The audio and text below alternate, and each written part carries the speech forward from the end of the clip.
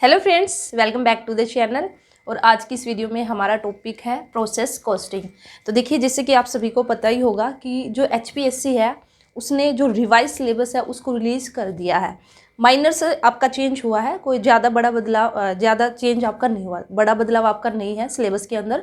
Almost आप लोगों का जो सिलेबस है सेम है, और जितना मैंने अभी तक चेक किया है तो अभी तक आपका सेम ही सिलेबस है। ठीक है, मे भी हो सकता है कि एक दो टॉपिक है उसको आपका हटा दिया गया होगा या फिर उसको ऐड कर दिया गया होगा, उसको हम साथ के साथ चेक करते चलेंगे। लेकिन अभी तक के जो सिलेबस है उसके अंदर आपका प्रोसेस कॉस्टिंग है। तो एक बार आप लोग भी एक रिवाइज सिलेबस है उसको अच्छे से चेक कर लीजिए और जो अपनी तैयारी उसको स्टार्ट कर दीजिए, क्योंकि अब ये हो सकता है कि भी कभी भी आप लोगों की एग्जाम डेट है वो आपके अनाउंस हो सकती है और फिर आप लोगों के पास टाइम नहीं बचेगा। ठीक है, तो जो फर्स्ट आपका पेपर होगा 3 स्टेजेस में सिलेक्शन होगा पीजीटी का, जैसे कि हम सभी को पता है। फर्स्ट रहेगा स्क्रीनिंग टेस्ट, सेकेंड जो स्टेज रहेगी उसके अंदर फिर आपका सब्जेक्टिव टाइप होगा और थर्ड स्टेज होगी आपकी इंटरव्यू की। तो सबसे पहले जो हमें तैयारी करनी है स्क्रीनिंग टेस्ट के लिए करनी है। तो बेसिकली जो स्क्रीनिंग टेस्ट होगा आप लोगों का वह सेम आपका ऑब्जेक्टिव टाइप रहेगा। तो अभी के लिए हमें ऑब्जेक्टिव टाइप पर ही ज़्यादा फोकस करना है।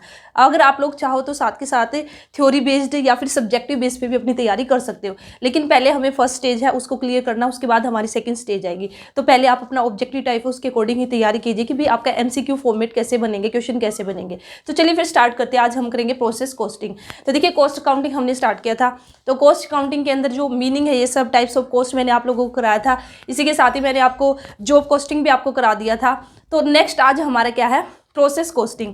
तो प्रोसेस कॉस्टिंग बेसिकली है क्या? तो सबसे पहले ये आपका एक टेक्निक है कॉस्ट को कंप्यूट करने की। ठीक है, तो कॉस्टिंग का मीनिंग मैंने आप लोगों को बताया था। भी कॉस्टिंग हम किसको कहेंगे? कॉस्टिंग हम किसको कहेंगे कि जब हम कॉस्ट को कंप्यूट करने के लिए जो भी टेक्निक हम यूज करते हैं वह बेसिकली हमारा क्या कहलाता है, कॉस्टिंग। ठीक है, कॉस्ट कंप्यूट करने के लिए, कॉस्ट को कंप्यूट करने के लिए भी टेक्निक यूज करना वह बेसिकली हमारा क्या कहलाएगा, कॉस्टिंग। या कॉस्ट निकालने के लिए हम जो टेक्निक यूज करेंगे उसको कहेंगे कॉस्टिंग। तो बेसिकली जो प्रोसेस कॉस्टिंग है ये भी आपकी क्या है, एक टेक्निक है। ठीक है, प्रोसेस कॉस्टिंग क्या है, बेसिकली एक टेक्निक है कोई भी प्रोडक्ट है उसकी कॉस्ट को निकालने के लिए। और जो प्रोसेस कॉस्टिंग है, नाम से ही आपको थोड़ा सा आइडिया हो रहा होगा प्रोसेस। तो यहाँ पे बेसिकली क्या होगा, जो हमारे पास इनपुट होगी या जो हमारे पास रॉ मटेरियल होगा, जब हम उससे जो प्रोडक्ट हम तैयार करेंगे फिनिश गुड्स या जो आउटपुट हमारी निकल के आएगी, तो जो वो आउटपुट होगी वो डिफरेंट प्रोसेस से होके गुजरेगी, मीन्स स्टेजेस से होके गुजरेगी। फॉर एग्जांपल ये यहाँ पे रॉ मटेरियल है, तो यहाँ पे रॉ मटेरियल से, ठीक है, जो हमारा फिनिश्ड गुड्स तैयार होगा तो इसके बीच में हमारे अलग अलग स्टेजेज होंगी। तो बेसिकली ये हमारी क्या कहलाएगी, प्रोसेस। ठीक है, तो देखिए जो हमारा जो हम गुड्स तैयार करते हैं, फाइनल गुड्स जो बन के तैयार होता है, या तो वो हमारा सिंगल स्टेज में हो सकता है या फिर होगा हमारा मल्टीपल। तो अभी तक जैसे हमने जॉब कॉस्टिंग किया या अदर किया, वहाँ पे सिंगल स्टेज की बात की थी कि भाई रॉ मटेरियल था, डायरेक्ट हमने बीच में कोई प्रोसेस आपकी हुई नहीं। ठीक है, डायरेक्ट हमने क्या कर लिया, उससे फिनिश्ड गुड्स तैयार कर लिया, तो वहाँ पे तो हमारा प्रोसेस कॉस्टिंग यूज नहीं होगा। लेकिन अगर हमारा जो रॉ मटेरियल है वो मल्टीपल स्टेजेस से होकर गुजरता है, ठीक है, तो मल्टीपल स्टेजेस कैसे, जैसे यहाँ पे रॉ मटेरियल, तो यहाँ पे हमारी एक स्टेज आई, फिर एक स्टेज हमारी और आई, फिर जब तब जाके हमारा जो फिनिश्ड गुड्स है वो तैयार हुआ। ठीक है, तो ये हमारी होगी फर्स्ट स्टेज, फिर हमारी सेकंड स्टेज। तो ये बेसिकली अब हमारा जो रॉ मटेरियल फिनिश्ड गुड्स में जब कन्वर्ट हुआ है, जो कन्वर्जन हमारा हुआ है, तो जो डिफरेंट स्टेजेस से हुआ है, तो यहाँ पे हमारा अब यहाँ पे जब हम अपना जो प्रोडक्ट है उसकी जब हम कॉस्ट निकालेंगे तो बेसिकली हम कौन सा मेथड यूज करेंगे, प्रोसेस कॉस्टिंग। क्योंकि यहाँ पे जो एक गुड्स है, ठीक है, उसको हमें फिनिश्ड गुड्स में कन्वर्ट करने के लिए डिफरेंट प्रोसेस से होकर गुजरना पड़ा। तो यहाँ पे हम अलग अलग स्टेजेस की हम क्या निकाल लेंगे, यहाँ पे कॉस्ट निकाल लेंगे, और फिर बाद में सभी स्टेजेस की कॉस्ट निकाल के उन सभी कॉस्ट को ऐड करके या टोटल करके फिर हम जो प्रोडक्ट है उसकी टोटल कॉस्ट हम निकाल लेंगे। ठीक है, तो उम्मीद करती हूँ आपको प्रोसेस कॉस्टिंग बिल्कुल ईजी है, समझ में आया होगा। ठीक है, तो यहाँ पे अगर आप लोग नोट डाउन करना चाहो तो आप नोट डाउन भी कर सकते हो। तो देखिए, सबसे पहले मैंने जैसे कि आपको बताया प्रोसेस कॉस्टिंग हमारा क्या है, is use to ascertain the cost of the each stage of manufacture. ठीक है, एक मैन्युफैक्चर यूनिट के अंदर हर एक स्टेज की, ईच स्टेज, जैसे भी फर्स्ट स्टेज है, सेकेंड स्टेज है, या जितनी भी स्टेज है, हर एक स्टेज की कॉस्ट को निकालने के लिए हम बेसिकली क्या करेंगे, जो प्रोसेस कॉस्टिंग है इसका हम यूज करते हैं, इस टेक्निक का, इस मेथड का हम यूज करते हैं। और बेसिकली ये टेक्निक हमारी कहाँ पे यूज होगी, where is the material is pass through the different process different stages. जब एक मटेरियल डिफरेंट स्टेजेस से गुजरकर लास्ट में फिनिश्ड गुड्स बनकर तैयार होता है, तो वहाँ पे बेसिकली हम क्या करेंगे, प्रोसेस कॉस्टिंग है उसको हम यूज करेंगे। ठीक है, तो ये हमारा बेसिकली क्या कहलाएगा, प्रोसेस कॉस्टिंग। और ठीक है, तो ये हो गया हमारा जो प्रोसेस कॉस्टिंग है उसका मीनिंग, बिल्कुल इजी वे में मैंने आप लोगों को बताया है। इसके बाद हम यहाँ पे अब बात करेंगे, जो नेक्स्ट हम बात करेंगे, तो देखिए मीनिंग आपका, हाँ, तो अब एक फॉर्मूला रहेगा जो कॉस्ट है उसको निकालने का। ठीक है, तो अगर आप किसी को नोट डाउन करना है, किसी के पास नोट्स नहीं है, तो उसके लिए मैं आपको यहाँ पे थोड़ा सा बोलती हूँ, आप लोग राइट डाउन कर लेना। ठीक है, और अपने नोट्स उसको तैयार कर सकते हो। मीनिंग ऑफ प्रोसेस कॉस्टिंग मैं आपको यहाँ पे राइट डाउन कराऊंगी, तो आप लिख सकते हो। सबसे आप क्या लिख सकते हो, जैसे कि मैंने आपको स्टार्टिंग में बताया, process costing is a method of, ठीक है, अगर किसी को राइट डाउन करना है तो कर सकता है।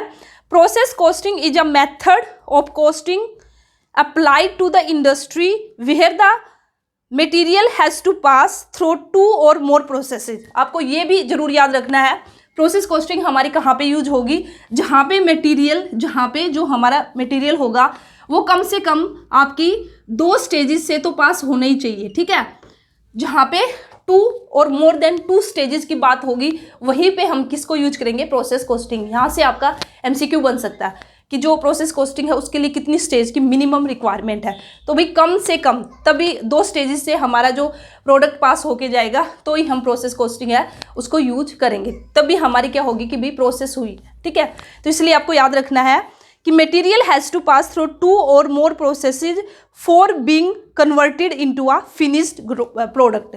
भी एक फिनिश्ड प्रोडक्ट बनने के लिए, फिनिश्ड गुड्स में कन्वर्ट होने के लिए एक मटेरियल है उसको कम से कम 2 स्टेजेस से होकर गुजरना पड़ेगा, तभी हम कौन सा मेथड हम यूज करेंगे, प्रोसेस कॉस्टिंग का। अगर डायरेक्ट रॉ मटेरियल से हमारा फिनिश गुड्स में जो प्रोडक्ट है बनकर तैयार हो गया, तो वहाँ पे हमारी अगर एक तरह से सिंगल स्टेज है, तो उस केस में हमारा जो प्रोसेस कॉस्टिंग है वो हम यूज नहीं करेंगे। उसके लिए कम से कम 2 स्टेजेस तो आपकी होनी ही चाहिए। ठीक है, या ज़्यादा भी हो सकती है, लेकिन कम से कम 2। ठीक है, each process is treated as a cost centre. ठीक है, तो जो हर एक प्रोसेस होगी, जो स्टेज है, ये स्टेज है या फिर ईच प्रोसेस है, इसको हम क्या कंसीडर करेंगे, एक कॉस्ट सेंटर। कॉस्ट सेंटर का मतलब कि भाई एक अलग से डिपार्टमेंट ही हम क्रिएट कर देंगे कि भाई इस स्टेज के लिए ये डिपार्टमेंट है और ये डिपार्टमेंट इस स्टेज की कॉस्ट है उसको निकाल देगा। दूसरी स्टेज के लिए हमने अलग से डिपार्टमेंट बना दिया है। ठीक है, जिसको हम बेसिकली नाम देते हैं कॉस्ट सेंटर। तो जो ये कॉस्ट सेंटर होंगे, इन कॉस्ट सेंटर से हम जो कॉस्ट निकाल लेंगे हर एक स्टेज की, और फिर बाद में इन सभी कॉस्ट को ऐड करके हम जो हमारा गुड्स तैयार होगा उसकी जो टोटल कॉस्ट है उसको कैलकुलेट कर लेंगे। ठीक है, तो मैंने क्या कहा, each process is treated as a cost centre. The cost of each process is accumulated and per unit cost of determine. तो और फिर बाद में हम क्या करेंगे, जो कॉस्ट पर यूनिट है उसको हम निकाल लेंगे। तो इसलिए जो हमारा फॉर्मूला रहेगा, cost per unit of each process, हर एक प्रोसेस। ठीक है, तो यहाँ पे जो फॉर्मूला रहेगा देखिए, cost per unit of each process, हर एक जो प्रोसेस है, जैसे भाई यहाँ पे जो ये कॉस्ट सेंटर था, इसकी यहाँ पे हम निकाल लेंगे भी कॉस्ट पर यूनिट कितनी आई, इसकी यहाँ पे निकाल लेंगे, जितनी भी हमारी स्टेजेज होंगी। तो उसका निकालने का फॉर्मूला बेसिकली हमारा क्या रहेगा, हम ऊपर लेंगे cost of the output in the process. ठीक है भाई, cost of output in process, और फिर इसके नीचे इसको हम डिवाइड कर देंगे normal numbers of units in the process, कि भी हमारी टोटल नंबर ऑफ यूनिट्स कितनी थी। ठीक है, नंबर ऑफ यूनिट्स, जो भी हमारी नंबर ऑफ यूनिट्स थी इन द प्रोसेस, ठीक है। यहाँ पे आप ये भी लिख सकते हो, normal number of units in process. For example, cost of output in process है हमारी 1 लाख। ठीक है, रुपीज़ में अगर मैं बात करती हूँ। ठीक है, और यहाँ पे जो मेरी यूनिट है मेरी 1000। ठीक है, तो यहाँ पे मेरी जो cost per unit of each process कितनी निकल के आएगी, तो 100 रुपीज़ पर यूनिट। तो इस तरह से हम cost unit of each process हम निकाल लेंगे। ये बेसिकली हमारा हो जाएगा फॉर्मूला। ठीक है, तो यहाँ पे देखिए यहाँ पे बेसिकली हमारा क्या होगा, जैसे हमने रॉ मटेरियल लिया और हमें फाइनली बीच में 2 स्टेजेज हमारी आएगी, और 2 स्टेजेज आने के बाद हमारा जो फिनिश गुड्स है वो तैयार होगा। तो यहाँ पे आपको याद रखना है क्या, कि जो यहाँ पे फर्स्ट स्टेज देखिए, यहाँ पे आपको क्या करना है, इन दिस मेथड, इस मेथड के अंदर हमारा बेसिकली क्या होगा, जो आउटपुट होगी, आउटपुट ऑफ फर्स्ट स्टेज, ठीक है, जो फर्स्ट स्टेज है इसकी जो आउटपुट होगी वो जो सेकंड स्टेज होगी उसके लिए किसका काम करेगी, रॉ मटेरियल का, या फिर हम क्या बोल सकते हैं, इनपुट का काम करेगी। ठीक है, तो यहाँ से तो फर्स्ट स्टेज से तो आउटपुट हमारी निकल के आई, फिनिश गुड्स एक तरह से, लेकिन सेकंड स्टेज के लिए वो क्या हो जाएगा, रॉ मटेरियल। ऐसे ही अगर यहाँ पे और भी बीच में स्टेजेज है, ठीक है, जैसे थर्ड स्टेज और है, तो उस केस में अब जो यहाँ पे सेकंड स्टेज से जो आउटपुट निकलेगा वो थर्ड स्टेज के लिए क्या हो जाएगा, रॉ मटेरियल। तो प्रोसेस कॉस्टिंग के अंदर हमारे बेसिकली क्या होगा, in this method the output of the first process work as the raw material of the second process, and the output of the second process works as the raw material of the third process, and so on. और ऐसे ही आपका चलता रहेगा अगर हमारी stages है, तो finally last में फिर हमारा फिनिश्ड गुड्स आ जाएगा। ठीक है, तो अगर जितनी भी स्टेजेज होंगी उसके अकॉर्डिंग, फिर देखिए इसके अंदर यहाँ पे in this manner the raw material passes through the various process till it reach the, जब तक के लास्ट प्रोसेस। ठीक है, तो जो रॉ मटेरियल है वो आपका डिफरेंट प्रोसेस से होके गुजरेगा, रॉ मटेरियल बनता ही जाएगा। एक स्टेज के लिए आउटपुट है तो दूसरे के लिए इनपुट है, और ये कब तक चलता रहेगा, जब तक कि वो लास्ट प्रोसेस में नहीं पहुंच जाता, लास्ट स्टेज में नहीं पहुंच जाता। ठीक है, तो ये बात भी आपको याद रखनी है। तो और इस तरह से फाइनली हमारा बाद में ये सारी प्रोसेस होने के बाद फिनिश गुड्स हमारा तैयार हो जाएगा और फिर हम उसको सेल आउट कर देंगे। ठीक है, अब देखिए यहाँ पे नेक्स्ट है, तो देखिए अब जो ये मेथड है, ये मेथड बेसिकली हम कहाँ पे यूज करते हैं, तो इस मेथड को हम उन्हीं इंडस्ट्रीज के अंदर यूज करेंगे जहाँ पे जो प्रोडक्ट है, एक प्रोडक्ट को तैयार करने के लिए या जो रॉ मटेरियल है वह क्या होता है, डिफरेंट प्रोसेस से होके जाएगा। तो बेसिकली उन इंडस्ट्रीज के अंदर हम क्या करेंगे, जो प्रोसेस कॉस्टिंग है उसको हम क्या करेंगे, यूज करेंगे। तो फॉर एग्जाम्पल जैसे हमारे केमिकल प्रोडक्ट है, ठीक है, तो इसके अंदर ये आ जाएगा हमारा, या जैसे कि हमारा क्रूड ऑयल है, ठीक है, जब क्रूड ऑयल को रिफाइनरी में लेके जाया जाता है, जब इसका रिफाइन करते हैं बेसिकली, तो यहाँ से हमारे डिफरेंट प्रोडक्ट हमारे निकलते हैं। ठीक है, तो यहाँ पे आपका आगे कॉन्सेप्ट आएगा कि भाई एक ज्वाइंट प्रोडक्ट का कॉन्सेप्ट आएगा आपका, एक को प्रोडक्ट का, एक बाय प्रोडक्ट का, वो भी मैं आपको बता दूंगी साथ के साथ। ठीक है, तो बेसिकली हम कहाँ पे यूज करेंगे, जैसे केमिकल इंडस्ट्री के अंदर बेसिकली जो रॉ मटेरियल है वो डिफरेंट प्रोसेस से होकर गुजरता है। इसी के साथ ही फिर जैसे सोप मेकिंग इंडस्ट्री है तो वहाँ पे भी आपकी डिफरेंट स्टेजेज आएगी। ठीक है, तो वहाँ पे हम क्या यूज करेंगे, प्रोसेस कॉस्टिंग। और आप गूगल से सर्च कर लेना, वहाँ पे आपको बहुत सारी इंडस्ट्रीज मिल जाएंगी जहाँ पे प्रोसेस कॉस्टिंग है उसका यूज किया जाएगा। अब यहाँ पे देखिए आपका नेक्स्ट, यहाँ पे मैं बात करूँगी प्रोसेस, ये हमारा हो चुका है। तो जैसे कि मैंने आपको बताया है, ठीक है, अब हम यहाँ पे बेसिकली बात करेंगे, यहाँ पे हम बात करेंगे 3 तरह के प्रोडक्ट की। 3 तरह के प्रोडक्ट का मतलब क्या है कि भाई देखिए, एक तो ज्वाइंट प्रोडक्ट है, एक हमारा बाय प्रोडक्ट है, एक हमारा को प्रोडक्ट है। तो इसमें थोड़ा सा कन्फ्यूजन रहती है, ठीक है, कि भाई ज्वाइंट प्रोडक्ट हम किनको कहेंगे और जो हमारा बाय प्रोडक्ट है वो हम किसको कहेंगे। तो देखिए सबसे पहले हम बात करते हैं, थोड़ा सा इसकी नॉलेज होनी हमें ज़रूरी है। ठीक है, तो सबसे पहले हम बात करेंगे ज्वाइंट प्रोडक्ट की। तो देखिए बेसिकली ज्वाइंट प्रोडक्ट हमारे क्या, एक छोटा सा एग्जांपल है, हमने एक रॉ मटेरियल लिया, ठीक है, तो जो रॉ मटेरियल है जब हमने उसकी प्रोसेसिंग की तो उससे हमारे 3 तरह के प्रोडक्ट निकल के आए, ए प्रोडक्ट, बी प्रोडक्ट और सी प्रोडक्ट। जो ए प्रोडक्ट है ये भी हमारा उतना इम्पोर्टेंट है जितना बी है, और सी प्रोडक्ट है ये भी हमारा इक्वल इम्पोर्टेंस है। तो कहीं ना कहीं जो एक रॉ मटेरियल से हमारे ये 3 प्रोडक्ट निकल के आए हैं, तीनों की ही इम्पोर्टेंस आपकी एक तरह से बोल सकते हैं भाई इक्वल है। तो इस केस को हम बेसिकली क्या कहेंगे, ज्वाइंट प्रोडक्ट। फॉर एग्जांपल जो हमारा ए प्रोडक्ट निकला है, इसकी अगर हम इसको सेल आउट करेंगे या कुछ भी, जो इसकी वैल्यू की अगर मैं बात करती हूँ 10,000, इसकी 9,000, इसकी 8,000, ठीक है, तो कहीं ना कहीं हम जो ये जो वैल्यू है यहाँ पे इसको हम सेम ही कंसीडर करेंगे। यहाँ पे हम ये नहीं बोल सकते कि भाई जो सी प्रोडक्ट निकला है इसकी वैल्यू तो बहुत कम है, इसको इग्नोर करो, या फिर हम ए को इग्नोर करें, हम बी को इग्नोर करें, हम सिर्फ ए है, ए को ही हम क्या मानेंगे अपना मेन प्रोडक्ट। ऐसा नहीं है, क्योंकि यहाँ पे जो वैल्यू में डिफरेंस है वो बिल्कुल थोड़ा ही डिफरेंस है, ठीक है। तो इसलिए ये हमारे या फिर हो सकता है कि भाई इसकी भी वैल्यू हमारी 9,000 हो, ठीक है। ये तो जस्ट एक आपको समझाने के लिए मैं आप लोगों को बता रही हूँ कि भाई यहाँ पे ये जो हमने एक मटेरियल यूज करके, रॉ मटेरियल हमने यूज करके 3 प्रोडक्ट हमारे सामने निकल के आए, उससे 3 प्रोडक्ट बने, लेकिन उन सभी की जो इंपॉर्टेंस है वो सेम है। तो ऐसे प्रोडक्ट को हम बेसिकली क्या बोलते हैं, ज्वाइंट प्रोडक्ट हम उसको बोलते हैं, ठीक है। तो यहाँ पे आप देखिए कई इंडस्ट्रीज के अंदर क्या है, 2 or more than 2 products of equal importance and values are produced simultaneously, ठीक है।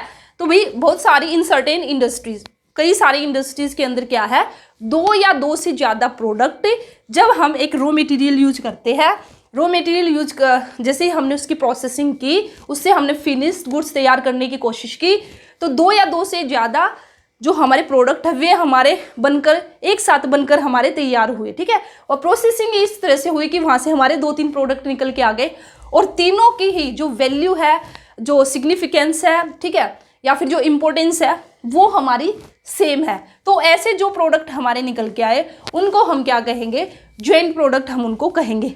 नोट डाउन करना चाहो तो कर सकते हो, रिपीट कर रही हूँ। In certain industries 2 or more than 2 product of equal significance and values are produced simultaneously, ठीक है, इन अ प्रोसेस। जब हमने एक प्रोसेस की, such products are called joint products. तो इन प्रोडक्ट्स को हम क्या कहेंगे, ज्वाइंट प्रोडक्ट्स हम इनको कहेंगे, ठीक है। तो यहाँ पे जैसे मैंने बात की, जैसे क्रूड ऑयल है, ठीक है, जैसे क्रूड ऑयल है, तो जब हम जो हमारा कच्चा तेल है, जब इसकी हम प्रोसेसिंग करते हैं तो यहाँ से पेट्रोल हमारा निकल के आएगा, डीजल हमारा निकल के आएगा, ठीक है, केरोसिन ऑयल जो भी है। तो इन सभी की आपस में एक तरह से हम बोल सकते हैं कि जो वैल्यू है कहीं ना कहीं सेम है, तो इसको हम क्या कहेंगे, ज्वाइंट प्रोडक्ट हम इनको कहेंगे, ठीक है। इसी के साथ ही हमारा यहाँ पे ज्वाइंट प्रोडक्ट इसमें हमारा जैसे लुब्रिकेंट ऑयल भी निकल के आएगा, वैक्स है, तार, ये सब इसके अंदर निकल के आ जाएंगे, ठीक है। तो आप इसको इस तरह से याद कर सकते हो। तो हम basically joint products are those which are produced in the same process with the same material. भाई यहाँ पे ये जो प्रोडक्ट हमारे एक रॉ मटेरियल यूज करके हमने जो 3 प्रोडक्ट निकाले हैं, तो भाई सेम प्रोसेस यूज हुई है हमारी, और यहाँ पे सेम मटेरियल हमने यूज किया है। ये बात आपको याद रखनी है। भाई हमने तो एक ही मटेरियल लिया था और एक ही प्रोसेस की थी, लेकिन हमारे सामने 2 या 2 से ज़्यादा प्रोडक्ट निकल के आ गए और उनकी जो इंपॉर्टेंस है वो भी सेम है, तो उसको हमने क्या बोल दिया, ज्वाइंट प्रोडक्ट। तो सेम प्रोसेस और सेम मटेरियल हमने यूज किया, ये नोट डाउन आप कर सकते हो, ठीक है। Are separated in the course of the same process, और जो सेम प्रोसेस हमने की थी उसी प्रोसेस में हमारी ये सेपरेट होके निकल के आ गए। यहाँ पे हमें कोई फर्दर प्रोसेसिंग की भी जरूरत नहीं पड़ी, ठीक है। तो उसको हम बेसिकली क्या कहेंगे, ज्वाइंट प्रोडक्ट है। इसी के साथ ही joint product are those are comparatively of the same importance and the value. तो यहाँ पे अगर कंपेयर करूँ मैं, ये जो हमारे प्रोडक्ट निकल के आए हैं तो ये सेम वैल्यू के हैं और सेम इंपॉर्टेंस के, ठीक है। हल्का फुल्का तो हो जाएगा, जरूरी नहीं है कि जैसे कि मैंने यहाँ पे दिखाया कि भी ए प्रोडक्ट की वैल्यू 10,000 है तो बी की भी 10 ही मिले। कंपेरेटिवली कंपेयर अगर हम करेंगे तो ऑलमोस्ट आपका सेम ही रहेगा, जो इंपॉर्टेंस है, जो वैल्यू है वो सेम रहेगी। हम किसी भी प्रोडक्ट को यहाँ पे इग्नोर नहीं कर सकते, ठीक है। And require further processing to finish them into more useful and the valuable product. हाँ, यहाँ पे अगर हम थोड़ा सा करना चाहे तो ये हो सकता है कि भी हल्की सी और आगे प्रोसेसिंग करके और इन प्रोडक्ट को हम और मोर वैल्यूएबल हम बना सकते हैं। तो ये बेसिकली, तो आप ये जो मैंने एग्जांपल दिए इससे आपको बिल्कुल अच्छे से समझ में आ गया। थोड़ा सा फिर से रिपीट करना चाहूँगी, आप हमारा जो एंड प्रोडक्ट कौन से प्रोडक्ट है कि भी हमने एक रॉ मटेरियल लिया, जब हमने उसमें प्रोसेसिंग की तो हमारे 2 या 2 से ज़्यादा प्रोडक्ट निकल के आए, और जो 2 या 2 से ज़्यादा प्रोडक्ट हमारे निकल कर आए उनकी जो इंपॉर्टेंस है और जो वैल्यू है वो सेम है, तो उनको हम क्या कहेंगे, ज्वाइंट प्रोडक्ट हम कहेंगे। तो joint product are like twins born of the same mother, ठीक है। तो जैसे ट्विन्स है ना, भी एक ही माँ ने जुड़ा बच्चों को जन्म दिया है, तो कहीं ना कहीं ज्वाइंट प्रोडक्ट हम बोल सकते हैं, ट्विन्स इनको हम बोल सकते हैं, ठीक है। ट्विन्स बोर्न हम इनको बोल सकते हैं।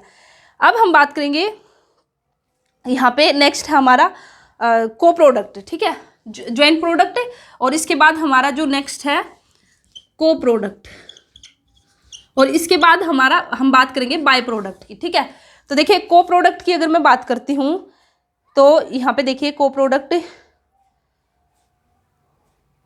थोड़ा सा यहाँ पे कंफ्यूजन रहती है, जो आपका को प्रोडक्ट है और ये ज्वाइंट प्रोडक्ट और बाय प्रोडक्ट है, ठीक है। तो एक सेकंड रुकना।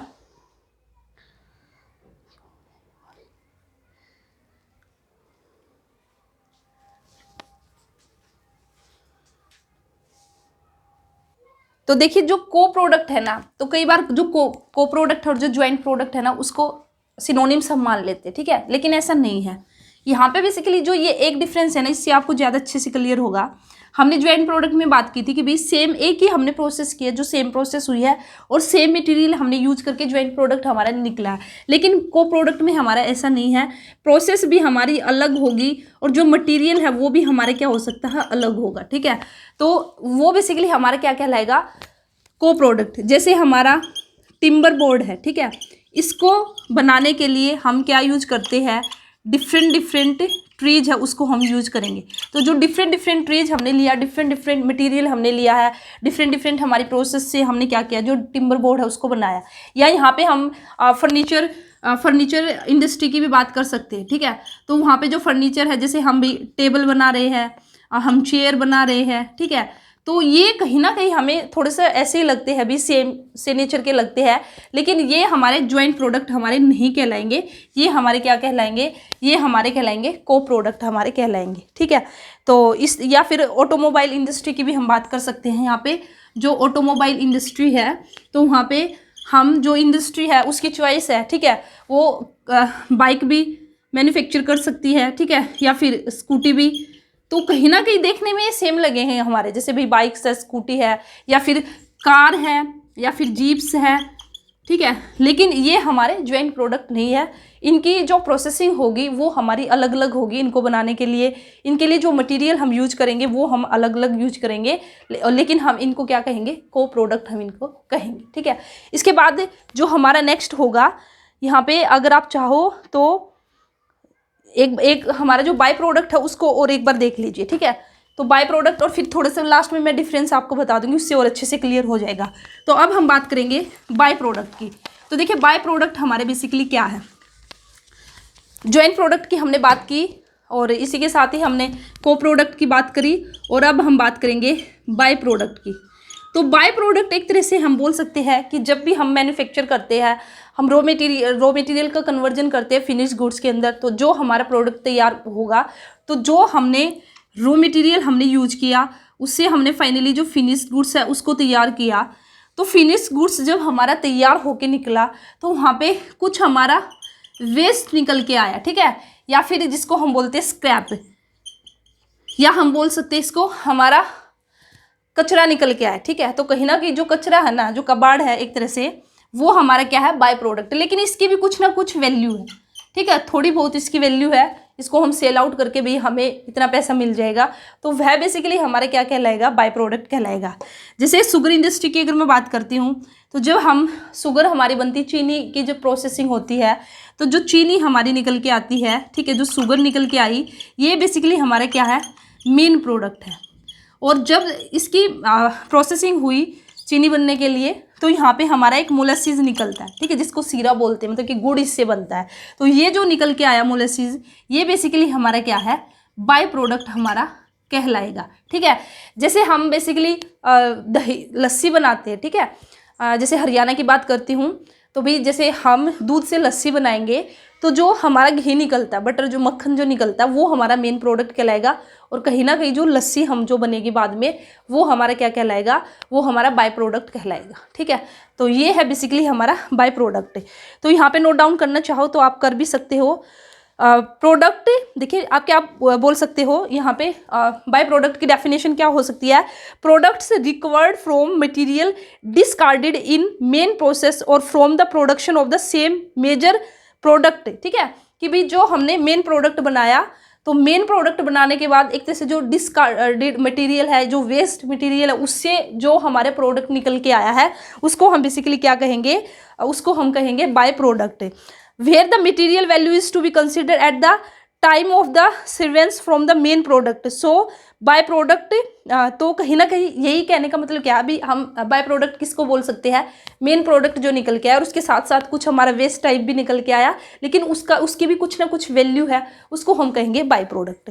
तो by product comes forth as a result of the production of the main product. तो ये हमारा क्या हुआ कि भाई हमने इसका प्रोडक्शन नहीं किया बाय प्रोडक्ट का, ये तो भाई हमने जो हमारा मेन प्रोडक्ट था ना, जो मेन प्रोडक्ट हमने बनाया था, उसी की रिजल्ट से, उसी की वजह से इंसिडेंटली अपने आप से ये निकल के आ गया, हमारी कोई इंटेंशन नहीं थी कि भाई ये निकलेगा। ठीक है, तो ये होगा हमारा बाय प्रोडक्ट।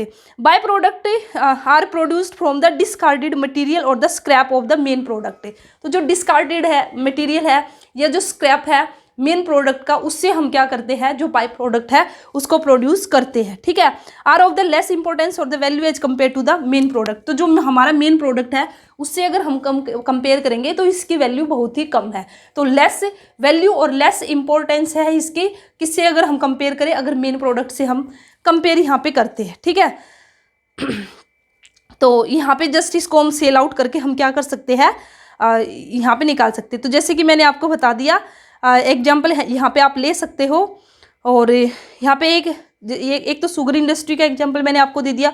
शुगर हमारा हो जाएगा मेन, ठीक है, शुगर हमारा हो जाएगा मेन प्रोडक्ट, और जो मोलेसिस हमारा निकला है, ठीक है, मोलेसिस सीरा जिसको, जैसे कि मैंने बताया गुड़ जिसका बनता है, वो हमारा हो जाएगा बाय प्रोडक्ट। और गूगल से सर्च कर लेना, और भी बहुत सारे एग्जाम्पल आपको देखने को मिल जाएंगे बाय प्रोडक्ट के।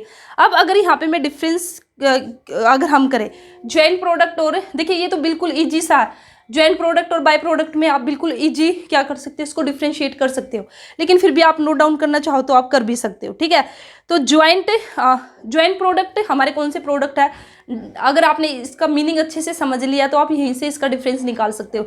तो ज्वाइंट प्रोडक्ट में भी हमने क्या किया, एक रॉ मटेरियल को यूज किया।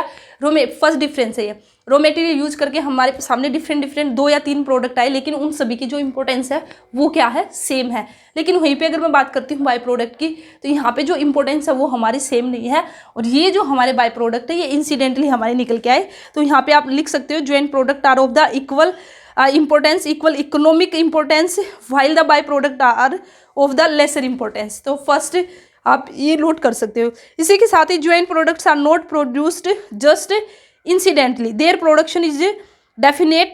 ठीक है, तो ये हमारे ज्वाइंट प्रोडक्ट के अंदर जो हमारे 2 या 2 से ज़्यादा प्रोडक्ट निकल के आए, ये इंसिडेंटली नहीं आए कि भाई अचानक से हमारे सामने नहीं आए। हमें पता है कि भाई अगर हम ये वाला रॉ मटेरियल यूज़ करेंगे तो इससे हमारे ये जो प्रोडक्ट है वो निकल के आएंगे। लेकिन वहीं पे अगर मैं बात करती हूँ बाय प्रोडक्ट की, तो बाय प्रोडक्ट हमारा क्या है, इंसिडेंटली हमारा निकल के आया। तो सेकेंड डिफरेंस हम ये भी कर सकते हैं। इसी के साथ ही joint products are produced all together in a process while the by from the scrap. ठीक है, तो ज्वाइंट प्रोडक्ट हमारा बेसिकली क्या है कि भाई हमारा एक सेम प्रोसेस और सेम मटेरियल से हमारे निकल के आएंगे। लेकिन वहीं पे बाय प्रोडक्ट की बात करती हूँ, मटेरियल से तो उसी से निकल के आए हैं, लेकिन इसमें हम फिर थोड़ा सा फर्दर प्रोसेसिंग हम यहाँ पे कर सकते हैं बाय प्रोडक्ट में। ठीक है, तो सेकेंड डिफरेंस हमारा ये हो जाएगा। या फिर हम एक तरह से बोल सकते हैं बाय प्रोडक्ट तो हमारे कहाँ से निकले हैं, जो हमारा जो डिस्कार्डेड मटेरियल है, जो वेस्ट मटेरियल है, एक तरह से जो स्क्रैप वैल्यू है, वहाँ से हम क्या निकाल लेंगे, बाय प्रोडक्ट हम निकाल लेंगे। नेक्स्ट हम बोल सकते हैं ज्वाइंट प्रोडक्ट्स आर नॉट, ये मैंने बता दिया, joint products require further processing while the by products generally do not require. तो इसमें इसने बोला कि जो हमारा ज्वाइंट प्रोडक्ट है इसमें हम चाहे तो थोड़ा और फर्दर प्रोसेसिंग करके वो प्रोडक्ट के अकॉर्डिंग, जैसे 3 प्रोडक्ट निकले हैं तो फिर उस प्रोडक्ट की नेचर के अकॉर्डिंग उस पर फर्दर प्रोसेसिंग कर सकते हैं। लेकिन बाय प्रोडक्ट में हमें do not require any further processing, उसको जस्ट जो भी जैसा भी निकला है उसको सेल करके हम वहाँ से उसकी जो वैल्यू है, जो मनी है, वो हम ले सकते हैं। ठीक है, तो ये डिफरेंस भी हमारा हो जाएगा। तो ये था हमारा क्या, ज्वाइंट प्रोडक्ट और को प्रोडक्ट और बाय प्रोडक्ट और प्रोसेस कॉस्टिंग। तो ये था आज की वीडियो में। उम्मीद करती हूँ आपको समझ में आया होगा। ठीक है, समझ में आया है, वीडियो अच्छी लगी है तो लाइक कीजिए। कहीं पे कोई भी डाउट है, कुछ भी ना समझ में आया हो तो आप कमेंट सेक्शन में हमसे पूछ सकते हो। और चैनल को सब्सक्राइब नहीं किया तो चैनल को सब्सक्राइब कर लीजिए। तो चलिए फिर मिलते हैं नेक्स्ट वीडियो में। Thank you.